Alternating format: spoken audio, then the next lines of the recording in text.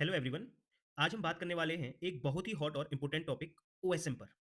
OSM यानी on screen marking.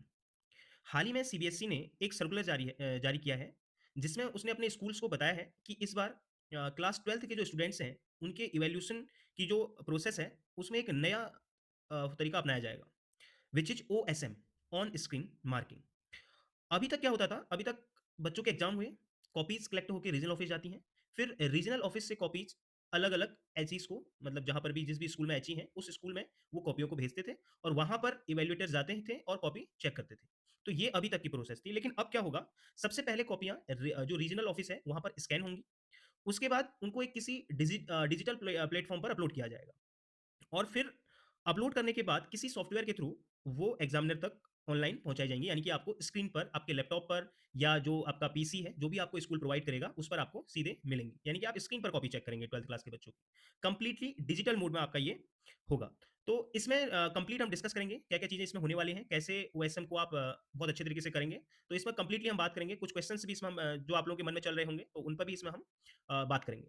तो 9 तारीख को 9 फरवरी को सीबीएसई ने अपने एफिलिएटेड स्कूल्स को बताया है कि सब्जेक्ट उन्होंने इस सर्कुलर का रखा है, introduction of on screen marking for class 12 examinations. तो पहले ये चीज़ मैं क्लियर कर देता हूँ कि जो ये ओएसएम है, ये केवल क्लास 12th के स्टूडेंट्स की कॉपीज़ के इवैल्यूएशन के लिए फॉलो किया जाएगा। 10th क्लास के जो स्टूडेंट्स हैं, उनकी कॉपीज़ का जो इवैल्यूएशन है, आंसर बुक्स का जो इवैल्यूएशन होगा, वो एज़ इट इज़ चलता रहेगा। जैसे पहले से चलते हुए आया है, उसी तरह से ये चलता रहेगा। यानी कि 2026 से पहले जो फिजिकली जैसे हम कॉपियाँ चेक करते हैं 10th की, उसी तरह से ये आपका प्रोसेस चलते रहेगा। तो सबसे पहले बात कर लेते हैं कि ये जो ओएसएम है, इसके बेनिफिट्स क्या-क्या होंगे? सीबीएसई ने इसके बेनिफिट्स यहाँ पर 10 बेनिफिट्स उसने यहाँ पर इसमें मेंशन किए हैं अपने सर्कुलर में। तो उन पर एक-एक करके बात करते हैं, कैसे ये बेनिफिट सीबीएसई को होने वाले हैं। तो यहाँ से शुरू करते हैं, देखिए। फर्स्ट लिखा है उसने, एलिमिनेशन ऑफ टोटलिंग एरर्स, यानी कि जब हम एक कॉपी को कंप्लीटली चेक करते हैं, तो हम बच्चे के टोटल मार्क्स को क्या करते हैं, काउंट करते हैं।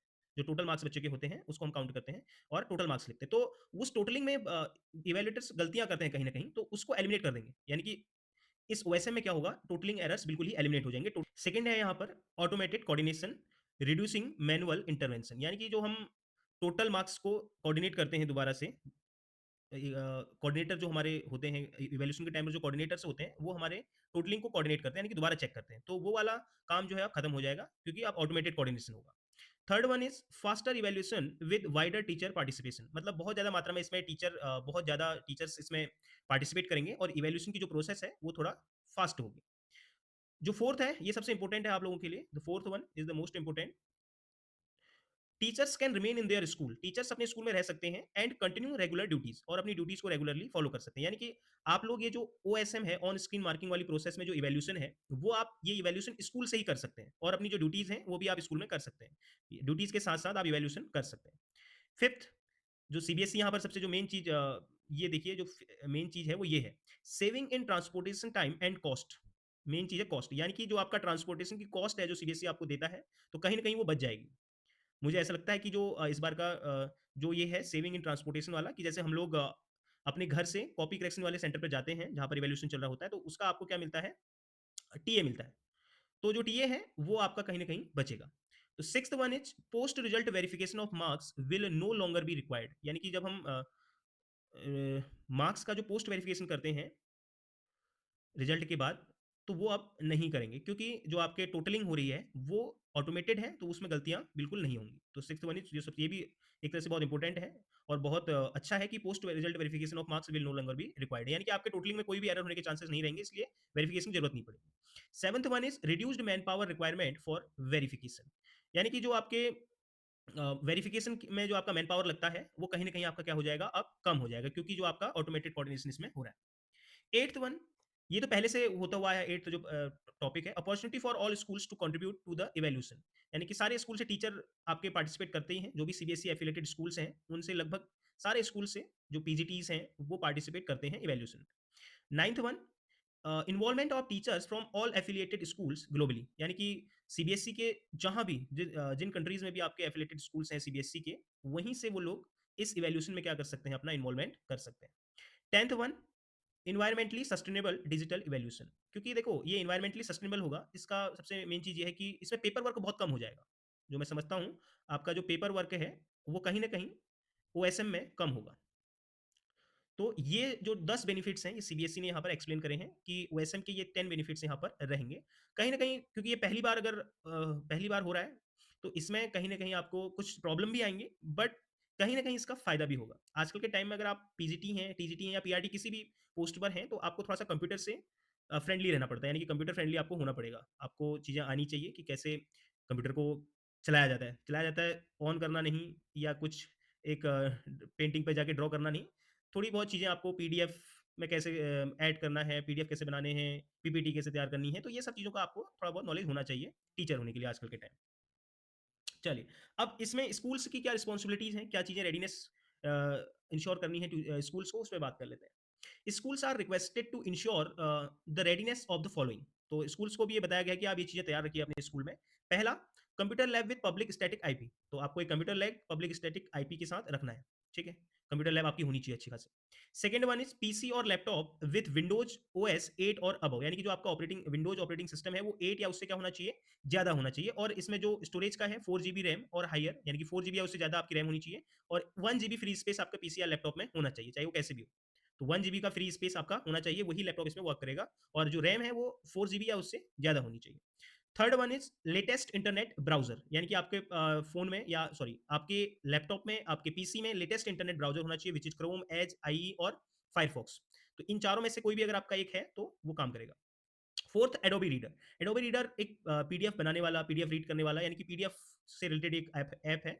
वो भी आपके पीसी में या आपके लैपटॉप में होना चाहिए। उसको डाउनलोड करने का लिंक भी इन लोगों ने यहाँ पर मेंशन किया हुआ है। Fifth one, reliable internet connectivity. आपकी इंटरनेट कनेक्टिविटी अच्छी होनी चाहिए और उसकी स्पीड कम से कम 2 एमबी पर सेकंड होनी चाहिए, 2 एमबीपीएस होनी चाहिए।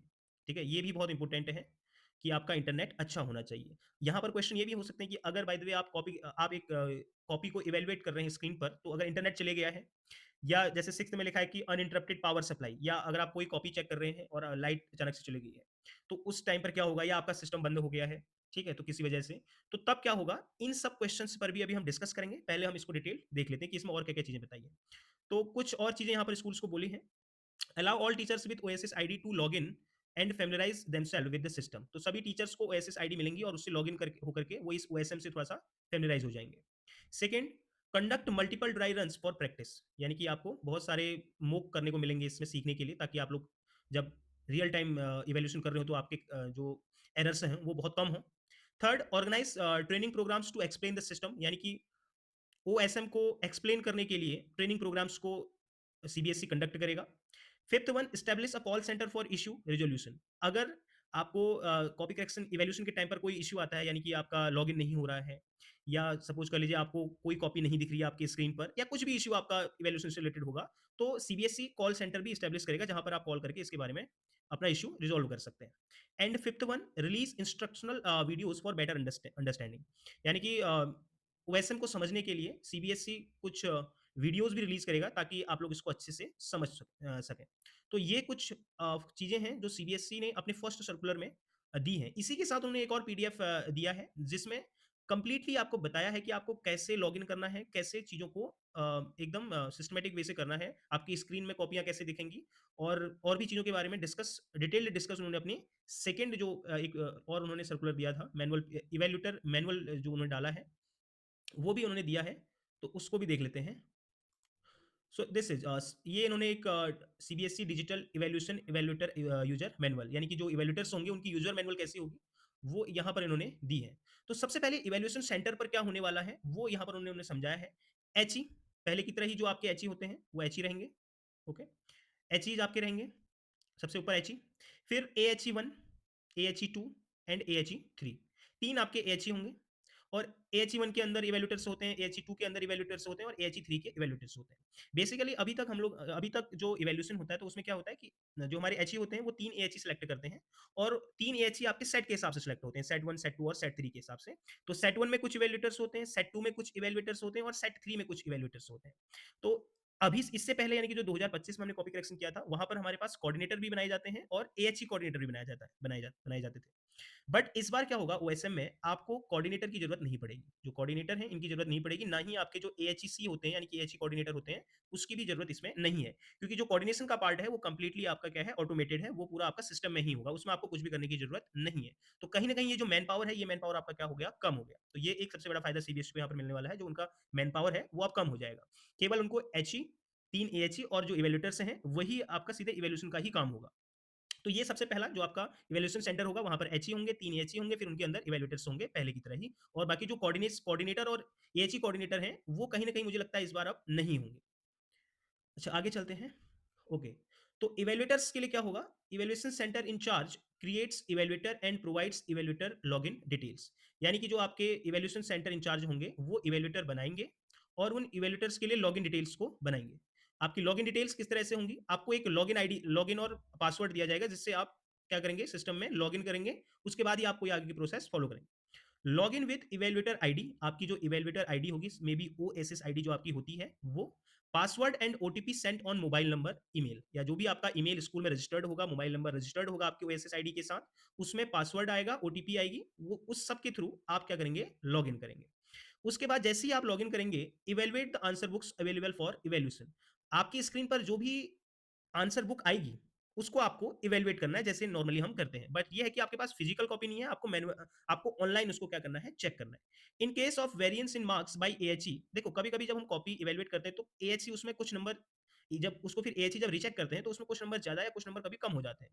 तो आपके जो आपके मार्क्स में जो वेरिएंस आएगा in report views marks are revised by AHE, आपको वो जो मार्क्स रिवाइज्ड किए हैं एएचई ने वो भी देखने को मिलेगी। व्यू इवेल्युएशन रिपोर्ट्स, आप उसी पोर्टल में अपनी इवेल्युएशन रिपोर्ट्स भी देख पाएंगे। और लास्ट में आपको अपनी बैंक डिटेल्स अपने प्रोफाइल सेक्शन में सब कुछ डालना है, ताकि आपको इस इवेल्युएशन का क्या मिल सके, पैसा मिल सके। तो इसमें क्या क्या चीजें होने वाली हैं, ये बहुत लंबी एक पीडीएफ है, इसको मैं डिटेल आपको समझाऊंगा। ठीक है, तो सबसे पहले स्टार्ट करते हैं यहाँ से। तो आपको ये जो यहाँ पर यूआरएल दिख रहा है, इस यूआरएल के थ्रू लॉगिन करना है। ठीक है ना, सारे जो इवेल्युएटर हैं, जो एएचई हैं, वो एचई या एचई हैं, ये तीनों के थ्रू आपको क्या करना है, यहाँ पर लॉगिन करना है। जैसे ही आप इस लिंक को ओपन करेंगे तो आपकी स्क्रीन पर कुछ इस तरह का दिखेगा, जो ये फोटो यहाँ पर दिख रही है।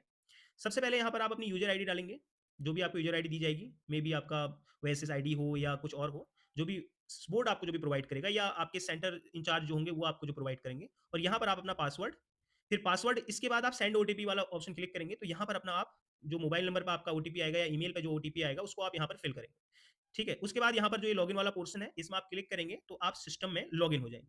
तो सिस्टम में लॉगिन होने के बाद ओटीपी आपको इस पूरा ये, हाँ ये वही है, आपको सिस्टम में लॉगिन होने के बाद आपकी जो स्क्रीन है वो कोई इस तरह की दिखेगी आपको। ये ऑन स्क्रीन मार्किंग सिस्टम सबसे ऊपर इस तरह से लिखा होगा, समर 2026, ये आपका होम है। यहाँ पर ये मेन असेसमेंट, यहाँ पर आपकी प्रोफाइल, आपका नाम, आपका बैंक डिटेल्स, आपकी पीजीटी मैथ्स से है या केमिस्ट्री या बायोलॉजी या अकाउंटेंसी जो भी है, सब्जेक्ट वाइज इवेल्यूशन रिपोर्ट, आपकी जो इवेल्यूशन रिपोर्ट है, डे वाइज इवेल्यूशन रिपोर्ट, यानी कि आपने किस दिन में कितनी कॉपीज चेक करी और कितनी एच ने आपकी कॉपियां देखी, ये सब आपकी यहाँ पर रखेगी। स्क्रिप्ट वाइज रिपोर्ट, ये भी आपकी एक स्क्रिप्ट वाइज रिपोर्ट होगी कि क्या क्या चीज़ें आपने एरर कराया, जो भी है वो इसमें आएगा।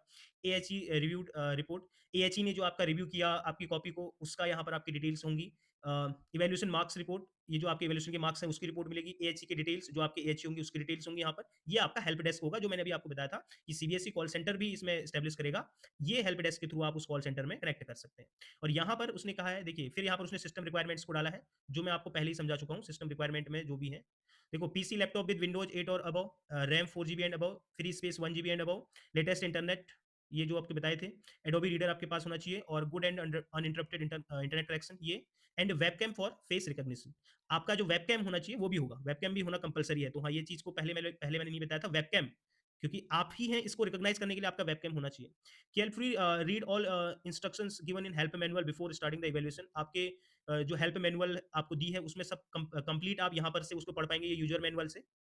और इसको पढ़ने के बाद आप इस वाले पोर्शन में क्लिक करके कंटिन्यू फॉर इवैल्यूएशन, आप इवैल्यूएशन के लिए इसको प्रोसीड करेंगे। तो यहाँ पर फिर जब आप इवैल्यूएशन के लिए प्रोसीड करेंगे तो आपकी स्क्रीन कुछ इस तरह की दिखेगी। ठीक है, जो मेन असेसमेंट वाला आपका एरिया है वो ये रहेगा। आपने एक दिन में कितना इवैल्यूएशन किया ये यहाँ पर लिखा है। ठीक है ना, टुडेज टोटल आपने 25 किए हैं और आज कितने किए हैं पर्टिकुलर डे में, वो यहाँ पर दिखेगा। आपको रिफ्रेश करेंगे तो आपको नई कॉपियां दिखेंगी। जैसे यहाँ पर आपका देखो, सब्जेक्ट कोर बायोलॉजी का है, सेट 1 आपको मिला है, अवेलेबल 31, ठीक है? तो टोटल कॉपी जो अवेलेबल है वो 31 है आपके यहाँ पर। स्टार्ट करेंगे तो यहाँ पर से आप जैसे ही इस स्टार्ट बटन में क्लिक करेंगे तो आपकी जो नेक्स्ट स्क्रीन में होगी, आपकी जो कॉपी है बच्चे की, वो इस तरह से ओपन हो जाएगी। ठीक है ना? जैसे इसने सेक्शन बी, ये कोई पुरानी कॉपी होगी, तो ये सेक्शन बी यहाँ पर इसमें दिख रहा है, तो ऐसे क्वेश्चन का आंसर आपको यहाँ पर दिखेगा। हालाँकि इसमें आपको हल्का दिख रहा होगा, बट वो स्क्रीन में आपको क्लियरली विजिबल होगा, क्योंकि सीबीएसई ने क्लियरली मेंशन किया है कि जो स्कैनर होगा वो हाई क्वालिटी का होगा और बहुत अच्छे से बहुत डिटेल्ड चीज़ें आपको उसमें दिखेंगी। ऐसा कुछ भी नहीं होगा कि आपको जो है ब्लर दिखे या कुछ हो, ऐसा कुछ भी पॉसिबिलिटी आप बिल्कुल नहीं होगी सीबीएसई की तरफ से, ये गलतियाँ नहीं होंगी। तो अगर आप ध्यान से देखेंगे तो लेफ्ट हैंड साइड में जैसे क्वेश्चन नंबर 1 के लिए मैक्सिमम मार्क्स 1 का है, तो आप यहाँ पर कितने मार्क्स दे रहे हैं, अगर 1 मार्क्स दे रहे हैं तो 1 लिखेंगे यहाँ पर आप, और 2 मार्क्स दे रहे हैं तो 2 लिखेंगे, 3 मार्क्स दे रहे हैं तो 3, तो इस तरह से। हालाँकि फर्स्ट में तो एमसीक्यूज़ ही होते हैं 1-1 मार्क्स के, तो यहाँ पर लेफ्ट हैंड में आपको जो टोटल आपने मार्क्स दिए हैं, फर्स्ट क्वेश्चन में कितने मार्क्स दिए हैं वो यहाँ पर लिखेंगे, सेकंड क्वेश्चन में कितने मार्क्स दिए हैं वो यहाँ पर लिखेंगे। इसी तरह से आप टोटल इसको मेंशन करेंगे, और टोटल लास्ट में यहाँ पर देखो 70 का होता है बायोलॉजी का पेपर, तो ये सिस्टम टोटलिंग ये सिस्टम अपने आप ही करेगा। तो जो कोऑर्डिनेशन पहले होता था वो बिल्कुल यहाँ पर क्या हो जाएगा, खत्म हो जाएगा। ठीक है? आपको यहाँ पर ऐसे पढ़ना है और यहाँ पर आप इसको मार्क्स देंगे। ये आपकी पहली स्क्रीन है। फिर सेकंड, अब सेकंड वाले में सपोज कर लो कि आपको कोई वर्ड अच्छे से समझ नहीं आ रहा है कि क्या लिखा है, बहुत दूर जैसा लग रहा है, तो आप जूम इन और जूम आउट कर सकते हैं। जूम इन कैसे करेंगे, यहाँ पर देखिए ये प्लस और माइनस के बटन बने हुए हैं। आप प्लस करेंगे तो ये जूम इन होगा, और माइनस करेंगे तो जूम आउट हो जाएगा। ठीक है ना? आपको इन दोनों का यूज करना है, जूम इन और जूम आउट करने के लिए। जैसे यहाँ पर सपोज कर लो कि आपको ये वर्ड नहीं समझ में आ रहा है, तो आप इसको देखने के लिए इसको जूम कर लेंगे इसी वर्ड पर, तो इसके बाद फिर इसको माइनस करके जूम आउट कर देंगे। ये आपकी जूम इन और जूम आउट है। ठीक है? हाँ, और यहाँ पर आप 100% ये जितना भी आपने ज़ूम किया है उसको मतलब ज़ूम कितना ऐड किया है, कितना ज़ूम इन किया है, ज़ूम आउट किया है, उसको आप यहाँ पर इससे कंट्रोल कर सकते हैं। ये भी उसी में। इफ किसी बच्चे ने कोई क्वेश्चन अटेम्प्ट नहीं किया है, तो आप यहाँ पर देखेंगे कि ये क्वेश्चन जैसे 2 में एनए लिखा है। तो यहाँ पर जो क्वेश्चन बच्चे ने अटेम्प्ट नहीं किया है, उसमें आपको क्या लिखना है? एनए लिखना है। ओके, तो ये इसका अगला पोर्शन था कि जो बच्चे ने अगर क्वेश्चन अटेम्प्ट नहीं किया है तो you will mention any there. अभी तक हम जैसे कॉपी चेक करते थे पहले, तो वहां पर भी हम एनी लिखते थे आगे से, बट यहाँ पर आप इस तरह से साइड में यहाँ पर आप एनी लिखेंगे यहाँ पर। Next, page rotation. To rotate the page first, reset the zoom by pressing 100% and select the rotate system to rotate by page by 90 degree. क्योंकि कभी कभी बच्चे कोई जब फिगर बना रहे हैं, सपोज कर लीजिए बच्चे ने कोई फिगर बनाया है और वो फिगर उसने अपने अकॉर्डिंग बनाया है, फिगर उसने इस तरह से बना दिया।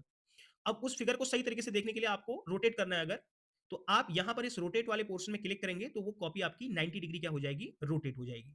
तो ये वो वाली पॉसिबिलिटी को यहाँ पर खत्म कर दिया कि अगर कोई फिगर कॉपी में जैसे हम नॉर्मल देखते हैं ऐसे ना बना हो और वो हॉरिजॉन्टली बना हो, तो उसको आप कैसे देखेंगे।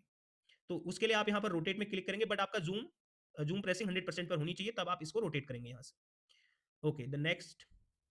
अच्छा, जो सबसे इंपॉर्टेंट है, अवार्ड मार्क्स।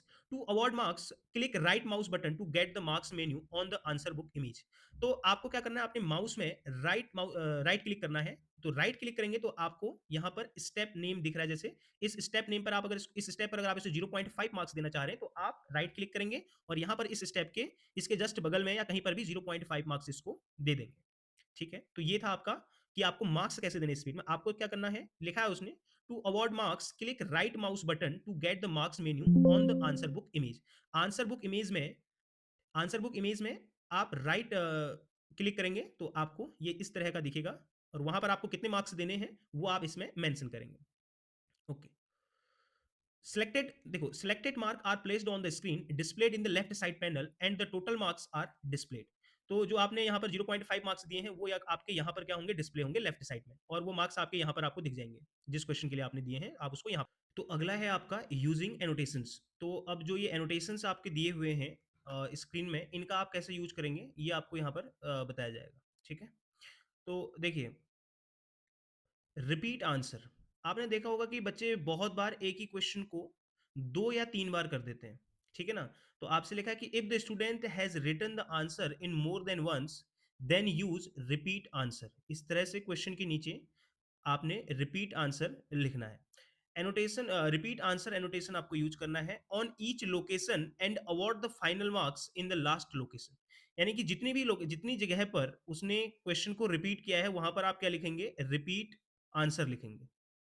इस वाले एनोटेशन का यूज करेंगे, और लास्ट लोकेशन पर उसको मार्क्स अवार्ड देंगे, मार्क्स देंगे। जो लास्ट लोकेशन पर उसने लिखा क्वेश्चन किया होगा वहां पर आप उसको मार्क्स देंगे। View annotation. अब ये जो व्यू वाला एनोटेशन है, इसका यूज आपको कैसे करना है, यहाँ पर आपको दिख रहा है वो स्क्रीन में, तो इसका यूज आप कैसे करेंगे, देखिए। इसका यूज आपको करना है, if the answer has written in more than one page. Suppose कर लीजिए कि बच्चा कोई क्वेश्चन सॉल्व कर रहा है और क्वेश्चन सॉल्व करते करते एक पेज से दूसरे पेज से तीसरे पेज में चले गया, तो आप जितने पेज तक वो आंसर आपका गया है उन सारे पेज के ऊपर आपको ये व्यू एनोटेशन का यूज करना है। इस तरह का ये जिसमें आई जैसा एक एनोटेशन है, यहाँ पर नीचे आपको दिख रहा होगा ये यहाँ पर, तो इसका आपको यूज करना है, व्यू एनोटेशन है ये। ओके, फिर इसके बाद ब्लैंक पेज एनोटेशन, जो आपका ब्लैंक पेज का एनोटेशन है उसको आप कैसे यूज करेंगे, तो उसमें आपको कह रहा है कि if the student has not written anything blank, यानी कि कोई पेज ब्लैंक छोड़ दिया उसने, then place the blank page annotation on that page, यानी कि उस पेज पर आपको क्या करना है, ये ब्लैंक पेज वाला एनोटेशन छोड़ देना है, लगा दें, मतलब इसका यहाँ पर नीचे आप देख सकते हैं, यहाँ पर इसका ऑप्शन है ये ब्लैंक पेज एनोटेशन का, इस पर आप क्लिक करेंगे और उसको इस पेज के ऊपर इस तरह से प्लेस कर देंगे। This is blank page annotation. Review change the marks already awarded, तो आपको क्या करना है, जिस क्वेश्चन का के लिए मार्क्स आप पहले ही दे चुके हैं, अगर आपको उस क्वेश्चन के मार्क्स को क्या करना है, चेंज करना है, तो आप क्या करेंगे, ये लेफ्ट साइड में आपको जो क्वेश्चन दिख रहा है, जिस क्वेश्चन के आपको मार्क्स चेंज करने, जैसे इस 30A वाले के क्वेश्चन कि मार्क्स को आपको चेंज करना है, तो आप इस क्वेश्चन पर क्लिक करेंगे, तो सिस्टम आपको ऑटोमेटिकली उस क्वेश्चन पर ले जाएगा। उसके बाद आप क्या करेंगे, देखिए यहाँ पर इसने दिया है, if you want to change the marks select the question, सबसे पहले आप क्वेश्चन को सिलेक्ट करेंगे, you want to change, then the page will automatically scroll to the marks annotation, यानी कि जो आपका मार्क्स एनोटेशन है वहां पर आपको ले जाएगा। And the deselect M annotation, जो ये आपका एम वाला आपने नोटेशन को क्लिक किया होगा, जब आपने मार्क्स अगर अवॉर्ड कर दिए हैं यहाँ पर, तो आपका ये वाला जो एम वाला एनोटेशन है, मार्क्स वाला एनोटेशन, ये आपका सिलेक्ट हो जाएगा। तो आपको क्या करना है, select the marks annotation and click on the trace delete, यानी कि इस पर आप क्लिक करेंगे और यहाँ पर जो ये ट्रेस और डिलीट वाला ऑप्शन दिख रहा है, इस पर आप क्लिक कर देंगे, तो ये जो आपके मार्क्स आपने दिए हैं ऑलरेडी, वो क्या हो जाएंगे, ट्रेस हो जाएंगे, डिलीट हो जाएंगे, और उसके बाद उसमें आप जो भी मार्क्स चेंज करके देना चाहते हैं वो आप देंगे। तो अगला है, if the student attempted more than required number of questions, अगर बच्चा जो है रिक्वायर्ड से ज्यादा क्वेश्चन अटेम्प्ट करता है, तो the marks scored less are displayed in the red colour, यानी कि जिस पार्ट में उसको कम मार्क्स मिल रहे होंगे वो रेड कलर में डिस्प्ले होगा। The choice based questions are not added discarded from total marks, जो चॉइस बेस्ड क्वेश्चंस होंगे वो आपका जो फाइनल मार्क्स होंगे उसमें ऐड नहीं होंगे।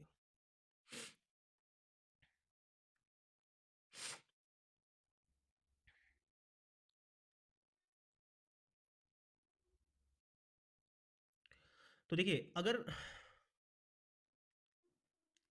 देखो, अगर स्टूडेंट ने रिक्वायर्ड से ज्यादा क्वेश्चन अटेम्प्ट किए हैं, ठीक है ना, if the student attempted more than required number of questions, तो जो सिस्टम है वो ऑटोमेटिकली क्या करेगा, कम मार्क्स वाला जो आंसर होगा उसको रेड कलर में शो करेगा, जैसे ये है, इसको रेड कलर में शो कर देगा जो कम मार्क्स वाला होगा, ठीक है। और जब टोटलिंग उस क्वेश्चन की वो करेगा, जैसे आप इसमें देखेंगे तो 0.5 0.5 0.5 0.5, यानी कि ये इन पांचों को मिलाए तो 2.5 मार्क्स होने चाहिए, बट एक क्वेश्चन जो है टोटल 2 मार्क्स का है, तो सिस्टम ऑटोमेटिकली क्या करेगा, जिस पार्ट में, जैसे सपोज कर लीजिए, इसको ऐसे समझिए कि जैसे आपके पास कोई क्वेश्चन है, उसमें आपसे कह रहा है कि attempt any 2 out of 3, 2 out of 3, आपको 2 क्वेश्चन अटेम्प्ट करने 3 में से, ठीक है। अब सपोज कर लो कि जो बच्चा है उसने तीनों क्वेश्चन अटेम्प्ट कर लिए, अब अगर उसने तीनों क्वेश्चन अटेम्प्ट किए हैं और सपोज कर लो क्वेश्चन 1 में उसके 2 नंबर आए, और सेकेंड पार्ट में उसके 1 नंबर आया, और थर्ड पार्ट में उसके फिर 2 नंबर आए, तो ये जो सिस्टम होगा वो ऑटोमेटिकली इन 3 पार्ट्स में से जिन 2 पार्ट्स में ज्यादा नंबर आ रहे होंगे उनको टोटल में काउंट करेगा, और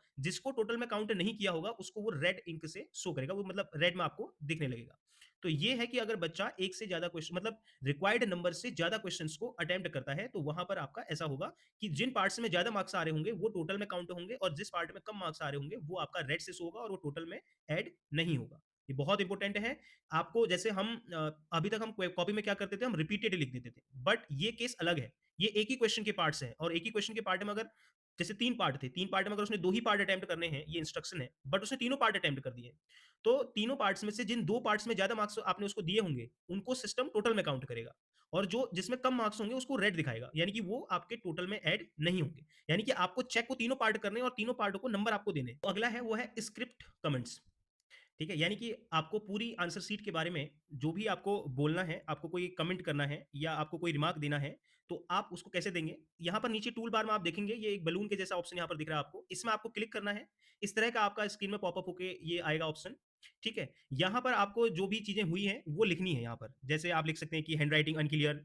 multiple overwriting observed, illegal answers in some parts, या जो भी रिलेवेंट रिमार्क्स हों, वो आप दे सकते हैं। और उसके बाद इसको आप क्या कर देंगे, नीचे यहाँ पर सबमिट बटन में क्लिक करके सबमिट कर देंगे। इंपॉर्टेंट पॉइंट क्या है यहाँ पर आपको, ये जो कमेंट है ये पूरी स्क्रिप्ट के लिए होता है, किसी एक क्वेश्चन के लिए नहीं है, ठीक है ना? या ये मार्क्स को बिल्कुल भी अफेक्ट नहीं करेगा, यानी कि जो आपने कमेंट दिया है, ये मार्क्स को अफेक्ट नहीं करेगा। ये सिर्फ एक रिकॉर्ड के पर्पस के लिए होता है कि इन केस सीबीएसई को जरूरत पड़े तो वो इसका क्या करेगा, यूज करेगा। यूएफएम अनफेयर मींस मल प्रैक्टिस आंसर बुक्स। तो ये जो यूएफएम है ये आप कब यूज करेंगे, ये आपको समझना है। If you want to mark this answer book as malpractice case, then press UFM unfair means button. आपको यूएफएम का बटन यहाँ पर नीचे टूल बार से यूएफएम वाला, जो यूएफएम वाला ये ऑप्शन है, इसको क्लिक करना है और यहाँ पर इस तरह का आपका ये निकल के आएगा, ठीक है ना? अब इसके रीजन क्या क्या है, ये कुछ रीजन यहाँ पर आपको दिए हैं। इन रीजन्स में से किसी एक रीजन को आपको सिलेक्ट करना है और अदर से करेंगे तो आपको फिर अपने हिसाब से रीजन इसमें लिखना पड़ेगा। अब इसके कब यूज कर सकते हैं वो समझिए, जब आपके रोल नंबर लिखा हो, या नेम लिखा हो, या कोई रिलीजियस सिंबल आपका हो, या सिंपैथी मैसेज लिखा हो। जैसे हम लिखते हैं ना कि मेरी तबीयत खराब थी, मैं कर नहीं पाया, मैं पढ़ नहीं पाया, मैं लिख नहीं पाया, या जो भी है, मेरे हाथ में लगी थी, मेरे पाँव में लगी थी। तो ये जो है सिंपैथी मैसेज होते हैं।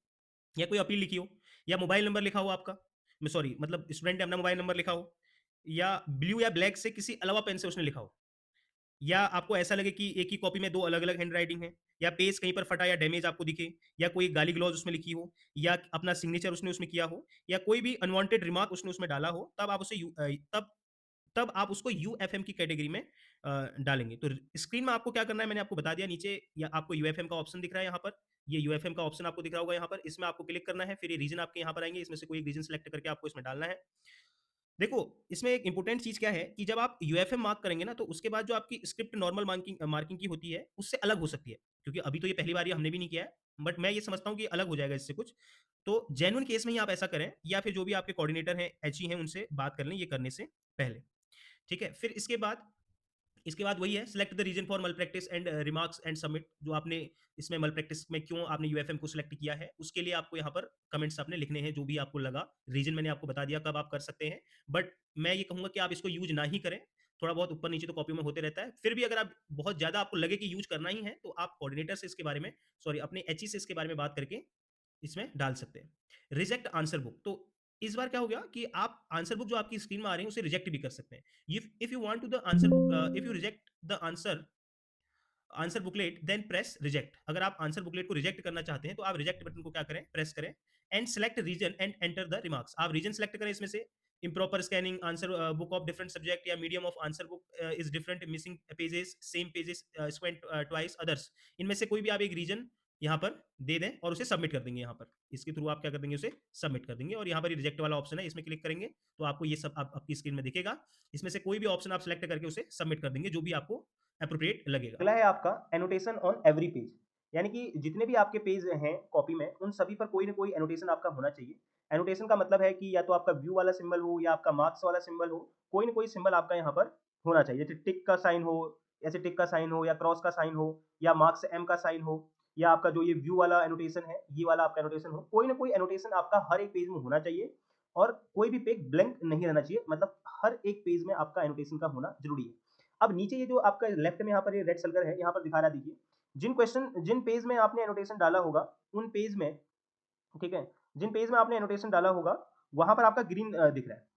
जिन पेज में आपने एनोटेशन डाला होगा, जिन पेजेस में आपका एनोटेशन होंगे, उसको ग्रीन में शो किया है, और जिन पेजेस में आपका एनोटेशन नहीं डाला है वो रेड में शो हो रहे हैं। तो जब आप इसका फाइनल सबमिट करने जाएंगे तो वहां पर ये आपकी स्क्रिप्ट सबमिट नहीं होगी उस केस में। तो आपको हर एक पेज में ये एनोटेशन को डालना कंपलसरी है, ठीक है। फिर क्वेश्चन पेपर, यहाँ पर स्क्रीन के लेफ्ट में आपको क्यूपी का ये जो दिख रहा है, यहाँ पर अगर आप क्लिक करेंगे तो आपको क्वेश्चन पेपर मिल जाएगा।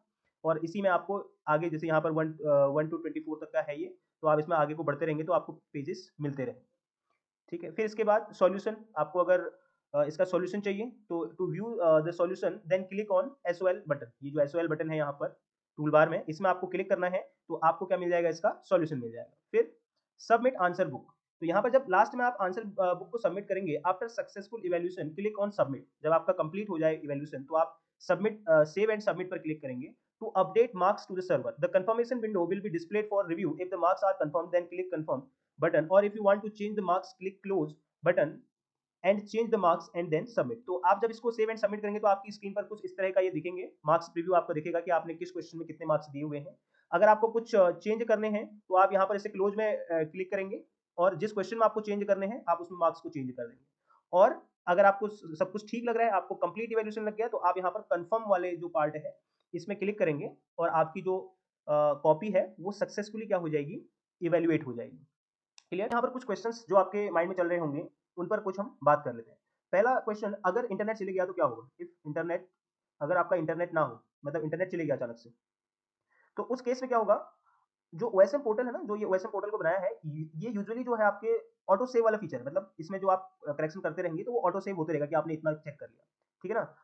फिर भी जो इसके स्टार्टिंग में ही आपसे बोला है कि जो एग्जामिनर है उसको एक स्टेबल इंटरनेट यूज करना है। अगर कनेक्शन चला भी जाए तो जो आंसर्स होंगे वो सेव्ड रहते हैं, सिक्योर रहते हैं। लॉगिन दोबारा करके अगर आप दोबारा से लॉगिन करेंगे तो आपको वहीं से दोबारा से कंटिन्यू करने को मिलेगा। तो अगर इंटरनेट चले जाता है तो आपका जो ये जो भी आपने इवैल्यूएशन किया होगा वो ऑटोमेटिकली सेव हो जाएगा। जब दोबारा आप लॉगिन करेंगे तो आपको जहाँ पर से इंटरनेट गया है वहीं से आप दोबारा उसको दोबारा से चेक कर सकते हैं आगे को। दूसरा, अगर एक क्वेश्चन आप समझें कि क्या स्टूडेंट नेम आपको पता चलेगा? देखो, पहले जब हम चेक करते थे तो वहाँ पर आपको स्टूडेंट नेम पता नहीं चलता है, तो सिंपल सी बात है, नहीं पता चलेगा, ठीक है ना? कॉपीज आपकी टोटली बिल्कुल आपको नाम कुछ नहीं देखने को मिलेगा। एक जो ऑफिस यूज के लिए वो नंबर वंबर डालेंगे वही कुछ होगा। जैसे यहाँ पर सब्जेक्ट आईडी डाली है, यूजर आईडी डाली है, और ये कुछ अच्छे से दिख नहीं रहा है, रोल वगैरह कुछ जो भी यहाँ पर लिखा है। तो ये कुछ सीबीएसई अपने ऑफिस यूज के लिए कॉपी को कोई नंबर देगा, उससे बच्चे के नाम, रोल नंबर से कोई भी इसमें कनेक्शन नहीं होगा। फिर अगला क्वेश्चन क्या हो सकता है कि क्या मार्क्स बाद में चेंज किए जा सकते हैं? देखो, अगर आपने एक बार कॉपी को एक बार जैसे आपने अपनी तरफ से कॉपी को सबमिट कर दिया, तो आप तो उसको जैसे यहाँ पर फाइनल होगी, जैसे ये आपने सेव कर दिया, कंफर्म कर दिया, आप उसमें दोबारा से चेंज नहीं कर सकते। बट जो आपके एचई हैं, जिनके पास पूरा कंट्रोल है, वो उसमें क्या कर सकते हैं, मॉडिफिकेशन कर सकते हैं, ठीक है ना? तो अगला जैसे क्वेश्चन और हो सकता है कि क्या ओएसएम में टोटल करने में मिस्टेक हो सकती है? टोटलिंग में मिस्टेक हो सकती है क्या? तो टोटल में मेरे हिसाब से, क्योंकि ये ऑटोमेटेड है, तो बिल्कुल भी ये चांस आपका खत्म हो गया कि आपके जो टोटल मार्क्स, टोटलिंग करने में आपके मार्क्स में चेंज आए, तो ये जो चांस है वो बिल्कुल ही क्या हो गया, खत्म हो जाए। क्योंकि मैनुअली जब हम करते थे तो वहाँ पर ये हो सकती है, ठीक है ना? जैसे और एक क्वेश्चन इसमें हो सकता है कि अगर किसी क्वेश्चन को एग्जामिनर चेक करना भूल जाए तो क्या होगा? अगर एग्जामिनर किसी क्वेश्चन को चेक करना भूल जाए तो वहाँ पर क्या होगा?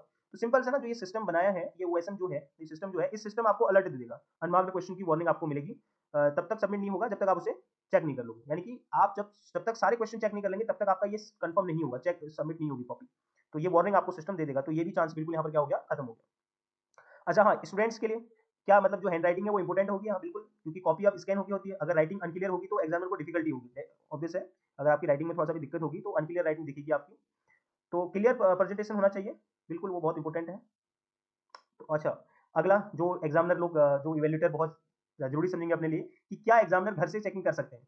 जनरली जो मार्किंग होगी मेरे हिसाब से, क्योंकि पहली बार है, तो आप लोग जो भी आपके एचई होंगे उनके अंडर ही ये कर रहे होंगे, क्या पता आपको उनके स्कूल जाकर, मतलब जहाँ वो है वहीं जाकर आप इवैल्यूएशन करें। तो घर से तो मेरे को लगता है नहीं हो पाएगा, क्योंकि सिक्योर लॉगिन क्रेडेंशियल्स हैं, इंपॉर्टेंट है, डेटा है, और आपका जो ये कॉन्फिडेंशियल है, तो ये मुश्किल है घर से कर पाना। तो ये आपका टोटल ओएसएम सिस्टम था। तो मेरे हिसाब से जो ये ओएसएम है, इसने इसने मतलब जो ओएसएम सिस्टम है, इसने इवैल्यूएशन को ज़्यादा ट्रांसपेरेंट बना दिया। और सिक्योर तो है ही है, बिल्कुल, और इसको एरर फ्री भी अब आपका हो जाएगा। जो ओएसएम है ये आपका ट्रांसपेरेंट है, एरर फ्री रहेगा। इसलिए जो स्टूडेंट्स हैं उनको तो टेंशन लेने की बिल्कुल भी जरूरत नहीं है, बट जो टीचर्स हैं उनको थोड़ा बहुत टेंशन लेने की जरूरत है, क्योंकि ये बिल्कुल उनके लिए नया है। और हो सकता है कि स्टार्टिंग में बिल्कुल इसमें टाइम भी लगे, पहली बार है, बट डेफिनेटली ये बहुत ज़्यादा हेल्प करेगा। और मैं ये समझता हूँ कि इस सेशन तो नहीं, नेक्स्ट सेशन से ये 10th क्लास में भी शुरू हो जाएगा। 12th में इस बार, तो अगले सेशन में ये 10th में भी शुरू हो जाएगा। अगर आपको ये पीडीएफ चाहिए तो आप मेरी वीडियो के डिस्क्रिप्शन में इसका आपको लिंक मिलेगा, मेरे टेलीग्राम चैनल का लिंक है, वहाँ जाकर के आप इसको ले सकते हैं। Thank you for watching.